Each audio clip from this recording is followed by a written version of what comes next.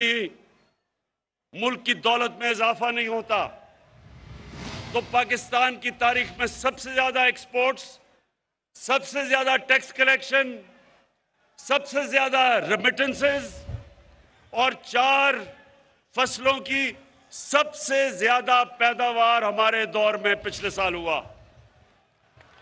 तो अल्लाह का शुक्र है कि हमारा मुल्क सही रास्ते पर निकल गया, और शायद इसीलिए ये जो डाकुओं का गुलदस्ता है, इनको खौफ आना शुरू हो गया है कि ये हर मुश्किल से ये गवर्नमेंट निकलती गई। पहले दिवालिया वाली हुकूमत मिली, बैंकरप्ट, उससे मुल्क को बचा लिया। फिर सदी में एक दफा इतना बड़ा बुरान आता है जो कोरोना वायरस का आया, अल्लाह ने उसे हमें निकाल दिया। उसके बाद अफगानिस्तान का मसला आया, उसकी वजह से या डॉलर के ऊपर प्रेशर पड़ा, क्योंकि डॉलर उधर जाना शुरू हो गया अफगानिस्तान की फिजा की वजह से, कि एक खौफ था लोगों को कि हालात क्या बिगड़ेंगे। डॉलर लिए लोगों ने, तो यहां प्रेशर पड़ा हमारे पे, उससे अल्लाह ने हमें बचाया। फिर अब यूक्रेन, इसकी वजह से और ज्यादा गंदम ऊपर, तेल ऊपर, कोयला ऊपर, गैस ऊपर। लेकिन अल्लाह का करम है कि मैंने अपनी कौम को इन सारी चीजों से बचाया है।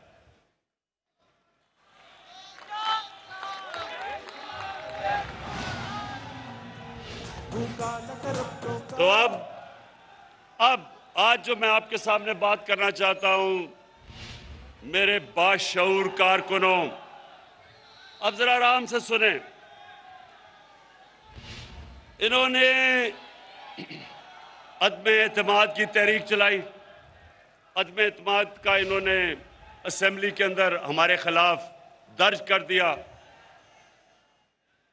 मैं आज अपनी टीम को बता रहा था कि इन्होंने वो काम किया है जो मैं अल्लाह से दुआ मांग रहा था कि ये करें। असल में सुने देखें, एक कहावत है कि जब गीदड़ की मौत आती है तो वो शहर की तरफ भागता है।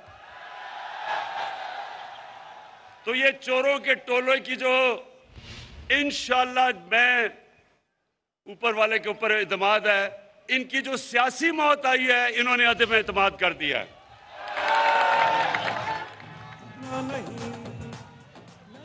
मेरे एक मिनट, कराची के सुनो तो सही, सुनो। कराची के कारकुनों, देखो, आपका जो चेयरमैन है पार्टी का, उसको दुनिया की क्रिकेट की तारीख में 5 या 6 टॉप कप्तानों में माना जाता है। सुने अभी। और क्यों माना जाता है? क्योंकि क्रिकेट में कप्तान की कामयाबी का राज क्या होता है कि वो पहला दिन जब टेस्ट का शुरू होता है तो तब से वो प्लानिंग करता है कि दूसरे दिन क्या होगा, तीसरे दिन क्या होगा, चौथे दिन और 5वें दिन मैच उसने कैसे जीता है।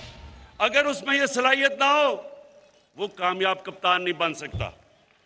तो मैं बड़ी देर से इंतजार कर रहा था ये चोरों के टोले की, ये डाकुओं की।